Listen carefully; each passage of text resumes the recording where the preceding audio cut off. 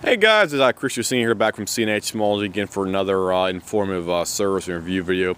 This one we'll be dealing with a machine currently in front of me here. This is a Toro machine. It's a Toro Power Curve as they call it in the front on here.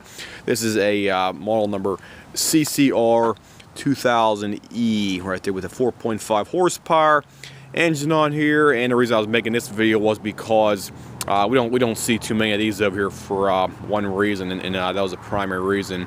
And the customer called us up here probably about a week ago. He brought it over here, was complaining after he took it out of his garage. It was sitting for about 2.5 to 3 years, as what he was claiming to me. The thing would not start whatsoever, and we had to check it out over here. And the first thing we always check on the snow blowers is to make sure you have adequate compression. You want to have adequate compression there for one thing, and you want to make sure the gas ports on the exhaust side are completely clean and they do not have any kind of scoring on them whatsoever. So that's the first thing we did.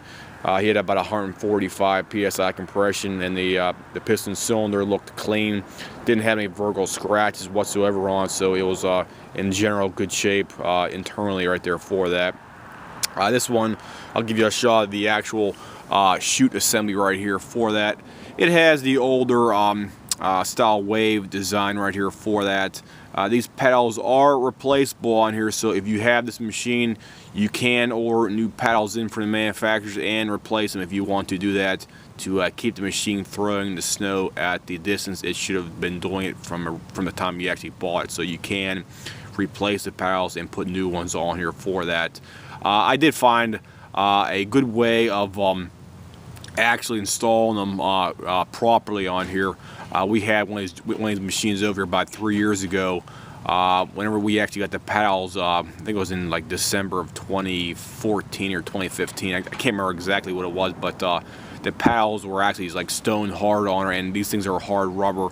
And in order to put them on the machine here, what I did was soak the actual rubber pedal material in a bucket of extremely hot, almost scalding water, and you leave them sitting there for about a half an hour, and it turns them nice and rubbery. So whenever you put them onto the actual bolts right there, you bolt them up to the bolt assemblies right there for the actual shaft, the tube assembly right there. They'll be nice and soft and pliable. So if anybody needs any kind of tips on how to install those, that's what I recommend right there. Soak them in some extremely hot, almost scalding water. And once they're nice and pliable for about 15-20 minutes in the water, you take them out, dry them off, and you put them on a machine in your garage, just warm, and it'll be extremely easy to install them for doing it that specific way. Okay, I'll move on to the next portion right here.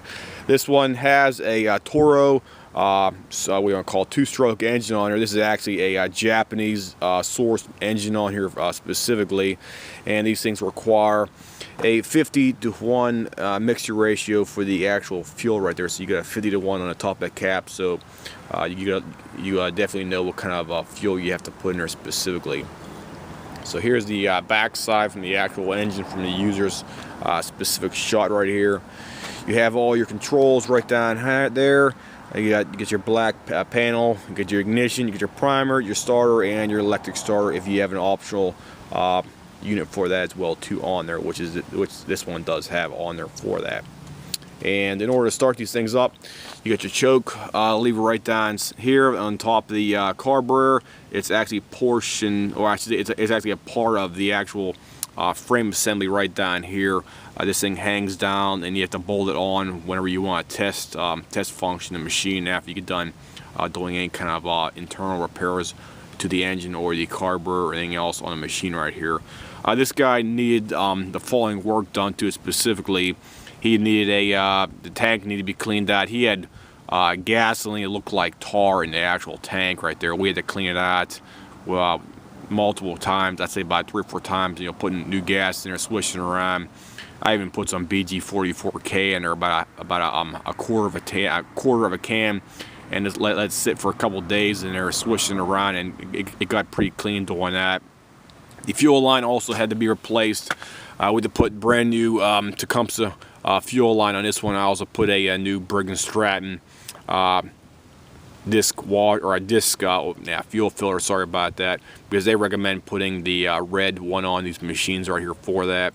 The primer line also had to be replaced right here because it was getting real drive rotted on her, because this machine's a 1995 model number specifically. The carburetors they have on these machines is called a McCune carburetor. These are a Japanese sourced carburetor. I'll give you a shot of the actual side right here. Okay, there we go. It is right down. Let me see and get a better picture here for you. There it is right there. That's the carburetor external characteristics right there. It is a McCune carburetor. They have the name directly on the bottom right down here, McCune. And there's your governor rod linkage right there as well too. Give you a shot of that. Let's see, zoom in a teeny bit. There you go for that. That's how it's supposed to be set up originally. Give you another shot of the other side on here as well too. Here's the other side of the carburetor. So you can zoom in a little bit for you guys right there. And there you go. That's everything on the external portion of the carburetor. And I'll give you a shot of the model number tag down here as well too. It is model number 38. Let me see if I can zoom in here for you guys a little bit. 38185. Serial number 5919324. So it's a 1995 model. They made these specific machines from about, I think it was 89 or 88 to 1996. So this is one of the last production models they had out there for this specific machine. So they have all the bugs worked out and stuff like that. So I'll go ahead and fire this thing up here for you guys. You can see it running here specifically, and you can see how this one typically sounds right here on a good working engine right here.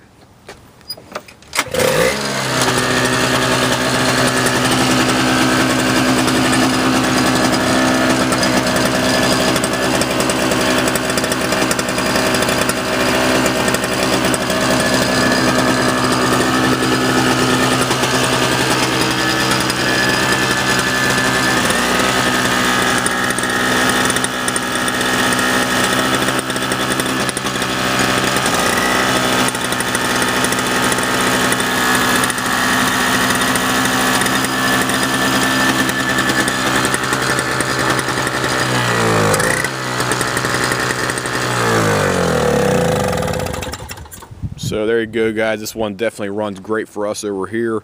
And overall, the carburetor had to be cleaned out about 3 times in order for it to run as you see it right here, because as I said before, the gas tank was filled with crap in there, and the carburetor was almost black internally right there. So we had to put in our Vibratank buzz box for about 3 cycles in there with Tide laundry detergent, I should say, because that basically gets the carburetor extremely clean internally and externally as well too. So if anybody has any comments, questions, whatnot, as usual, feel free to leave me a message here, and I'll try to get back to you within probably 24 or 48 hours after you leave some kind of a reply.